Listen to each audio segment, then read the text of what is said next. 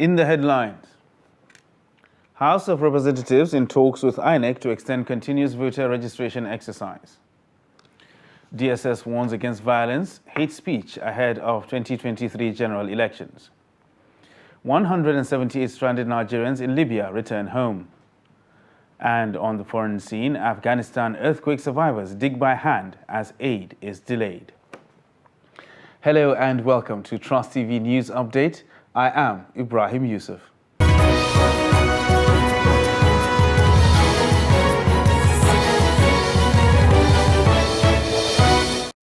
And welcome once again. The House of Representatives on Wednesday debunked stories that the electoral umpire, INEC, has accepted to extend the continuous voter registration exercise by 60 days. This is coming hours after the House Minority Leader drew the attention of the House to the fact that INEC is yet to respond to the House's demands for additional days.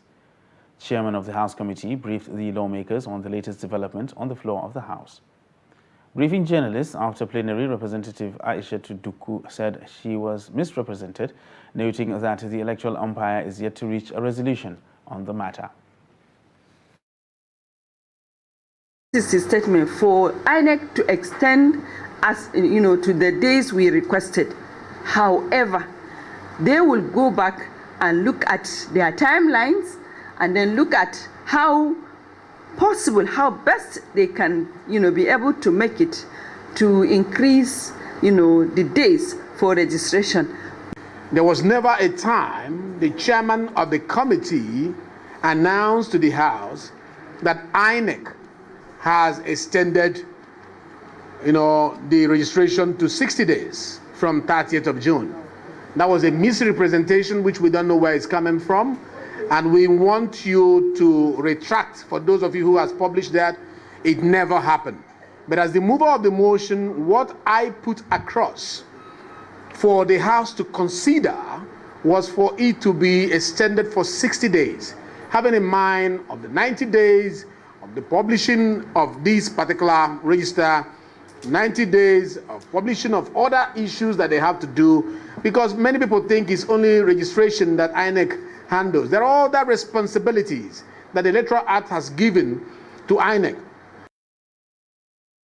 And the Department of State Services on Wednesday warned Nigerians against violence, hate speech, ethnic profiling, and other divisive tendencies. DSS spokesman Peter Afunanya told reporters in Abuja that the country is getting more tense owing to the forthcoming 2023 general elections. He said the DSS is engaging stakeholders to help shun violence. He called on the media to guard against inciting utterances because whatever they put out is what the public consumes. He called on Nigerians to shun violence and play the game according to the rules, adding that Nigeria is the only country we have and must do everything to keep it united. The national leadership of the Social Democratic Party, SDP, says the unprecedented amount of vote buying that characterized the just concluded Ekiti governorship election is capable of crashing Nigeria's democracy if allowed to persist unchecked. National chairman of the party, Shehu Gabam, and the SDP governorship candidate in the election, Segun Oni, made the observations while addressing a news conference on the outcome of the poll in Abuja, just as they accused security agencies of compromising the exercise. They vowed to challenge APC's victory at the election tribunal. Trust TV's Shafiu Suleiman reports.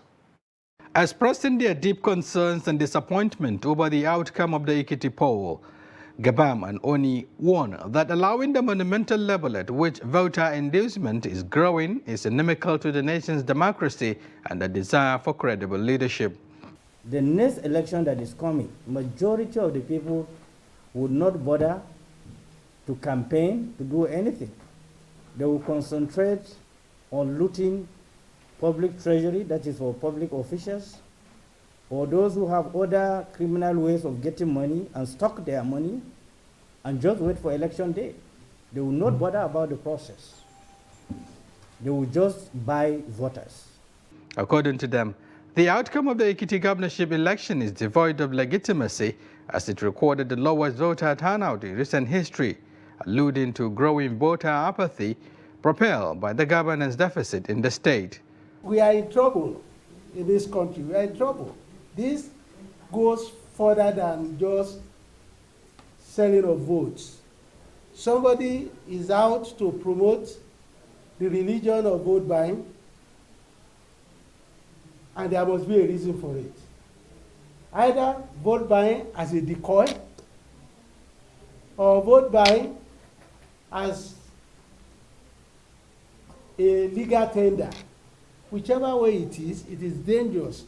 While calling on the relevant stakeholders in the nation's democratic process to rise up against vote buying, the SDP is also worried over what it called deliberate use of security agencies to perpetrate the electoral offense. The SDP governorship candidate in the Ekiti election, Segun Oni, came second in the Saturday poll. Shafiu Suleiman, Trust TV News, Abuja. Meanwhile, the governor-elect of Ekiti State and candidate of the All Progressives Congress in the June 18th governorship election, Biodun Oyebanji, and his deputy, Monishade Afuye, have received their certificates of return. Speaking in Ado Ekiti after receiving his certificate, Oyebanji promised not to betray the confidence of Ekiti people who chose him, among others. He said the introduction of the bimodal voter authentication system is a game-changer in the country's electioneering process, adding that the poll was credible as it reflected the wishes of the people. And Nigerian political leaders have been advised to research and consult widely before coming to the conclusion on the issue of a Muslim-Muslim or Christian-Christian ticket for the 2023 presidential election. Speaking with journalists in Ilorin after meeting with Governor Abdurrahman Abdulrazak, the General Superintendent of Deeper Life Bible Church, Pastor William Kumui, urged the presidential flag bearers to look at the heartbeat of the country and desires of the people before making their decisions. On the issue of insecurity in the country, he said though the security agencies are doing their best, a lot more needed to be done to address the country's security challenges. Say is the political officers should look at the heartbeat of the country, and they look at the desires of the people, and they're not there for themselves, they're there for us, and let them ask and make their research. What does the country want? What do the people want? And if they listen to the people at this time, we'll be confident that they'll listen to us when they get there.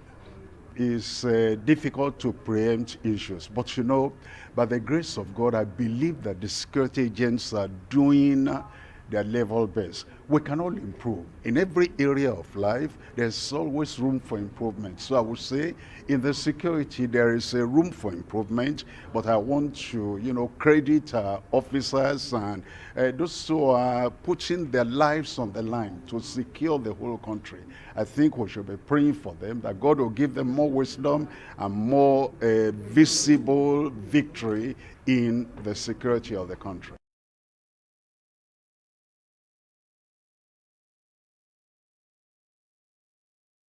And the Kogi State House of Assembly has passed the Local Government Autonomy Bill into law. The bill was passed at Wednesday's plenary following its consideration to alter the 1999 Constitution of the Federal Republic of Nigeria as amended, which seeks to abolish the joint account of the state and local governments. The bill also seeks to create different accounts for local governments where they are expected to receive their allocation from the Federation account. The lawmakers, in their various contributions, unanimously threw their support behind the bill, describing it as timely. The Deputy Speaker, Alpha Rabiu, who presided over Wednesday's sitting, noted that the bill, which will enhance democracy, will provide financial independence at the local government level. President Muhammadu Buhari has assured Nigerians that those he described as cowards behind recent attacks on churches in the country will be punished. The president said this on Wednesday following the recent spate of assaults on churches across the country. In a statement by his media aide, Garba Shehu, President Buhari said the perpetrators will be brought to justice as the full might of Nigeria's formidable security and intelligence forces are involved in the endeavor. While commending Nigerians for their actions in the aftermath of the attack on St. Francis Catholic Church in Owo, Ondo State, he called for support for the victims and their families. The House of Representatives has resolved to compel the federal government to approve firearms for local vigilante to aid the fight against insecurity, banditry and kidnapping in the country. The resolution, among others, followed a motion of urgent national importance on the sorry state of insecurity in the country, especially the recent abduction of a traditional ruler in Plateau State. The Green Chamber also urged the federal government to direct the Inspector General of Police, Chief of Defence Staff and other relevant security agencies to immediately secure the safe release of the district head of Panyang and others in captivity across the country. The report.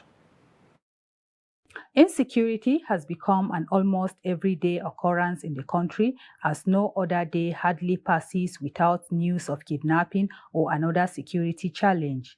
The recent adoption of a traditional ruler by armed bandits in Plateau State seems to have triggered wide condemnation by federal lawmakers in the Green Chamber. Representative Solomon Marin, who brought the motion on the kidnapping of the traditional ruler from Plateau, Aminu Dawan, by heavily armed bandits, said the assailants shot indiscriminately in the early hours of Monday before whisking away the traditional ruler. He called on the House to summon the Inspector General of Police, the Army, as well as other security agencies to find out why this trend has continued unabated.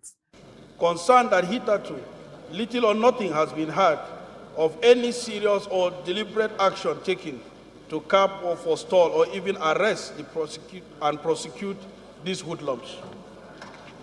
Worried that unless something is done deliberately, in fact, urgently, to reduce, stop, or curtail these ugly occurrences, which has become a recurrent decimal, our communities may soon be thrown in total terror, fear, and lawlessness. Federal lawmakers, while condemning the attacks as well as the state of insecurity in the country, also made some amendments to the motion. There is nothing that will happen. I have it here in my handset. At times they give the direction and even where they are meeting. But it's the implementing agency. Even if you are going to recruit entire villages now and give them these light arms, somebody carrying an arm, a gun that can discharge 100 bullets in one round, how will he face him? AK-47, how will he face him? The Borno model that I want to recommend for the state governments in the various affected states to equally fund and support is the formation of a very robust vigilante groups that are going to be armed, not necessarily with sophisticated weapons like AK-47, with pump-action guns, having gotten clearance from the National Security Advisor. The motion was adopted when it was put to vote by the Speaker, Femi Bajabemila, at plenary. You're watching Trust TV News Update. And still to come on the news, ambitions of Gombe blind footballer. Details of this and more after the break. Do stay with us. Times have passed, and with it so many things that once were our visual delights. Technological advancement has brought about tremendous changes in the way and manner media deliver content to its audience. As it continues to reposition itself to serve you much better, Media Trust Limited is rebranding its logo and visual identity to reflect our current vision and futuristic drive. We have spread our tentacles beyond the pages of the newspaper to the digital space. The new logos and visual identities reflect the new scope of our multimedia reach. Even with this development, however, we will continue to remain with you as we have always remained, committed to our founding philosophy, which is based on trust, integrity, openness, and courage. The new logo, which is a marriage of a revolving globe and a mobile device, signifies the unlimited reach of our content on the digital space. We are always the backbone of operations as we do our best to deliver content that suits your needs.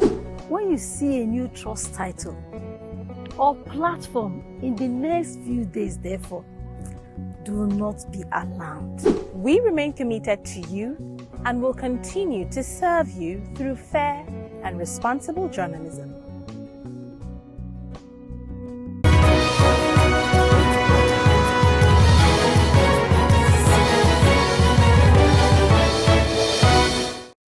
Welcome back, and thanks for staying with us on Trust TV News Update.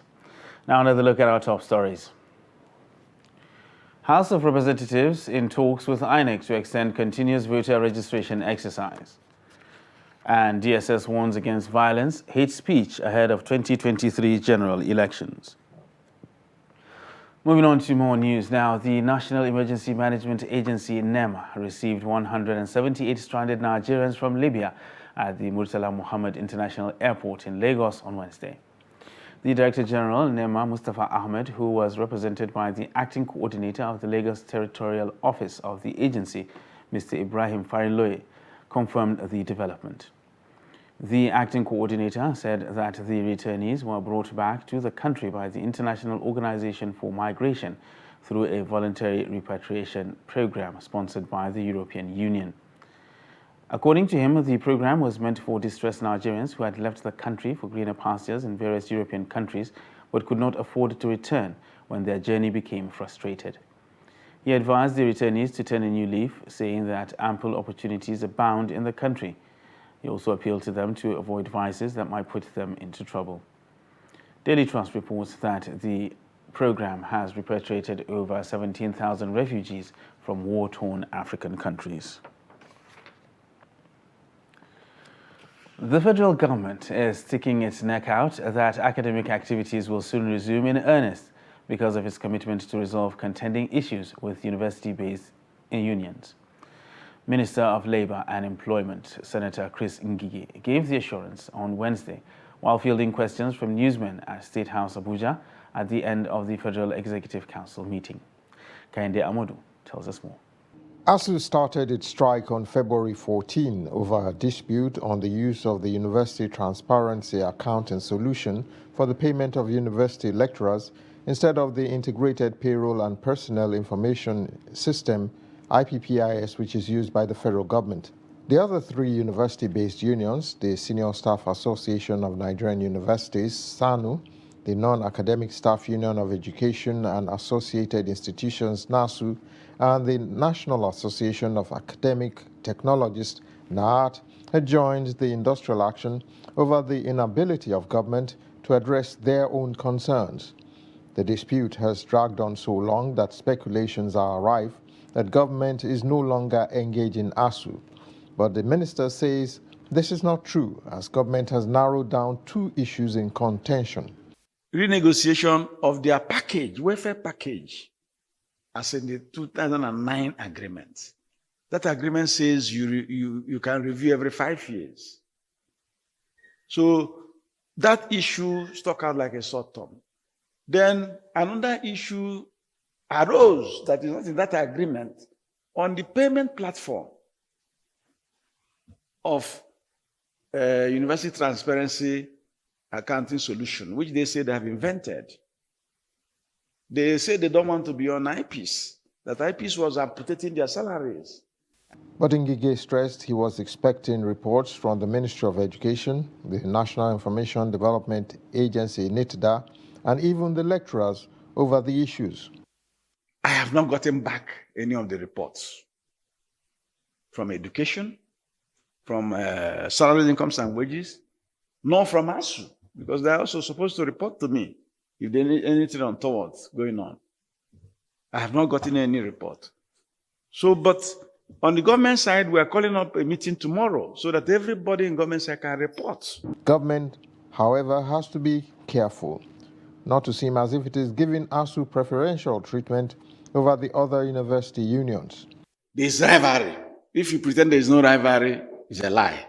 Everybody knows there's a rivalry.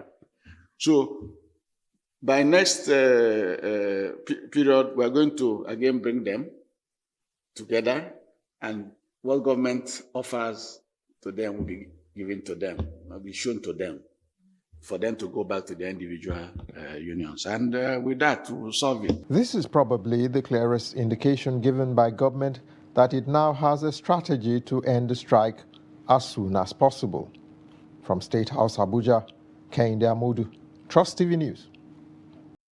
Now, blindness is the state or condition of being unable to see because of injury, disease, or a congenital condition. Despite having this condition, a student at the Special Education Center, Gombe, Adamu Manu, is actively engaged in football to keep fit and socialize with other students. Ibrahim Ismail reports. These are a group of blind students at the Special Education Center, Gombe, participating in a football competition. While some have partial vision, others don't. These challenges notwithstanding, they engage themselves in this intra-school football match to have fun. Adamu Manu wants to pursue a career in football and sociology despite being visually impaired. I am visually impaired. I can't see. I learned the game since I was a child. You learn things in your childhood. We contribute money to buy football. This ball costs 300 naira. When it gets spoiled, we buy another one. We also organize league. I also organize one when I return from holiday. We play up 5 matches. This football is not for visually impaired. The special one for us cost 9,000 naira and we can't afford it. He tells Trust TV the techniques he uses to notice the ball. We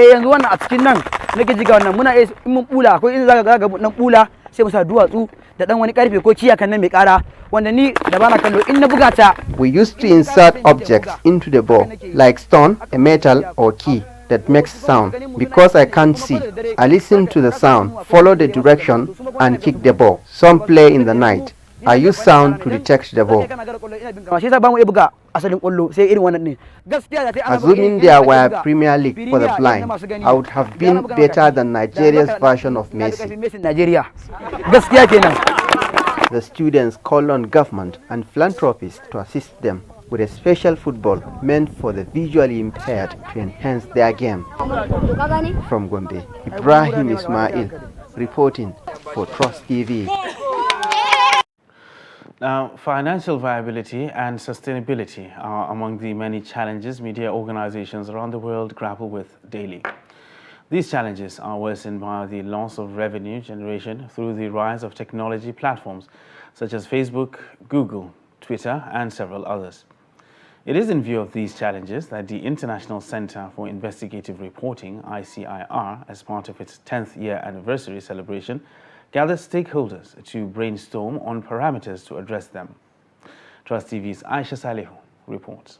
The proliferation of the digital media believed to have laid a siege on the survival of traditional media has forced operators to devise means of diversifying content in order to ensure sustainability. There are 2 things in my mind, or in my humble opinion, that will help us deliver a competent news product. The first and the most important one is editorial independence.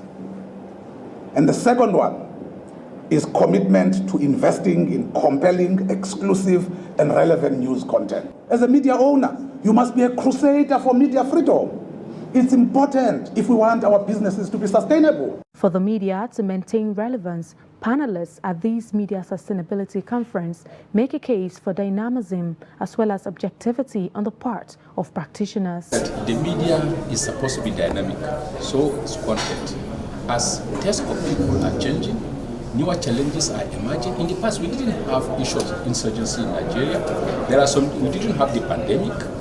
The kind of inflation we're experiencing are not there, which means the media must be sensitive to the multicultural setting of the country and the diverse nature of Nigeria. And when we talk of the media, we're talking of the staff themselves. How equipped are they? How trained are they to respond to this needs? If you want to have a sustainable business, it means you yourself, not just be reporting about politicians who are corrupt, who are not transparent. Is your business also transparent? Stakeholders say media owners should abide by the ethics of professionalism, accountability, and unbiased gatekeeping to enable the media maintain its agenda-setting role. It is almost delusional on our part to expect that we could run a successful media business in a country when the economy of that country is tanking. And I think you are absolutely correct. Discussions at the session focused on the contributions of the media in organizational leadership, collaboration and strategic partnerships for addressing the sustainability challenge of the media in Africa to ensure compliance with global best practices. Aisha Salihu, Trust TV News, Abuja. And despite limitations and bottlenecks that have resulted in numerous grid failure occurrences, President Muhammadu Buhari has reassured foreign investors that his administration is taking steps to improve Nigeria's power supply. According to him, Nigeria is decentralizing its national system through the use of mini-grids powered by renewable energy. And once the constitutional amendment bill is passed into law, state governments will be empowered to produce and transmit their own electricity. The president further stated that the federal government has set aside $550 million to fund the installation of 20,000 standalone solar systems and more than 250 solar hybrid mini-grids. Now for a look at the foreign scene, where Afghan authorities are struggling to reach a remote area hit by an earthquake that killed at least 1,000 people, as poor communications and a lack of proper roads hampered their efforts, officials said. Spokesman for the top Taliban military commander in the hardest-hit Paktika province, Mohammed Ismail Muawiyah, said they can't reach some areas as the networks are too weak. Meanwhile, survivors say they are digging by hand through villages reduced to rubble. The quake was Afghanistan's deadliest in 20 years, and officials said the toll could rise. An estimated 1,500 others were reportedly injured. And that wraps up Trust TV News Update for this hour. For more news, you can subscribe and follow us across all our social media platforms. I am Ibrahim Yusuf. Thanks for watching.